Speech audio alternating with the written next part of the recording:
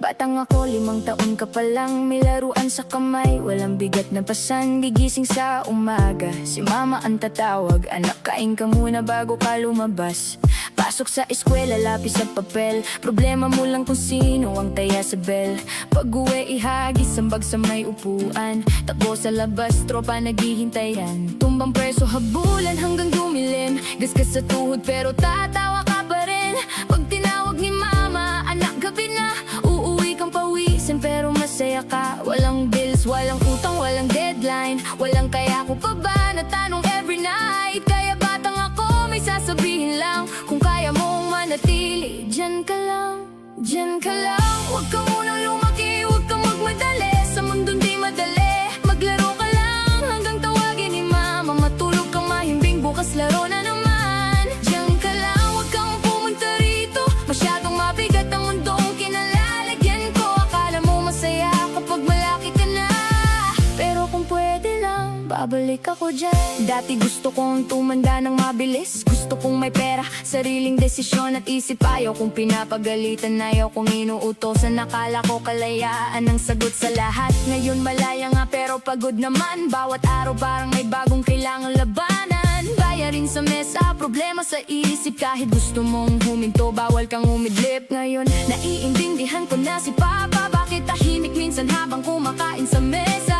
Bakit si Mama kahit pagod nakangiti? May problema rin pala silang di sinasabi. Batang ako, sana huwag kang mainip. Huwag mong hilingin lumipas ng mabilis. Dahil yung mundong gusto mong puntahan noon, ako ngayon ang gustong tumakas doon. Diyan ka lang, huwag ka muna lumaki, huwag kang magmadali. Sa mundong di madali, maglaro ka lang hanggang tawagin ni mama. Matulog kang mahimbing, bukas laro na naman. Diyan ka lang, huwag kang pumunta rito. Masyadong mabigat ang mundong kinalalagyan ko. Akala mo masaya kapag malaki ka na, pero kung pwede lang, babalik ako dyan. At batang ako, may isa pa akong hiling. Yakapin mo si mama tuwing paggising. Kahit paulit-ulit siya magtanong sa'yo, sagutin mo lang, huwag ka maiinis dito. Kasi ngayon mabagal na siyang maglakad. Yung dating malakas, madali na mapagod agad. At si Papa na dati buhat ako sa balikat, ngayon puti na ang buhok sa bawat pagharap. Nakakatakot pala habang tumatanda. Hindi lang sarili mo ang nag-iiba. Habang nadadagdagan ang taon sa buhay mo, nababawasan din ang oras kasama sila rito. Kaya ayokong tumingin sa kalendaryo. Ayokong isipin kung gaano pa kahaba ang oras ko. Hindi ako takot sa sarili kong pagtanda. Ang kinakatakot ko, tumanda sila nang wala na ako sa tabi nila.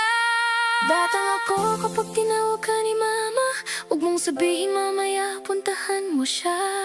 Kapag si Papa gusto kang isama, sumama ka lang kahit saan pa yan. Kasi darating ang araw, ikaw ang tatawag at ihilingin mong marinig ulit ang kanilang sagot. Darating ang araw na kahit anong yaman mo, isang lumang hapunan lang, kasama sila ang hahanapin mo.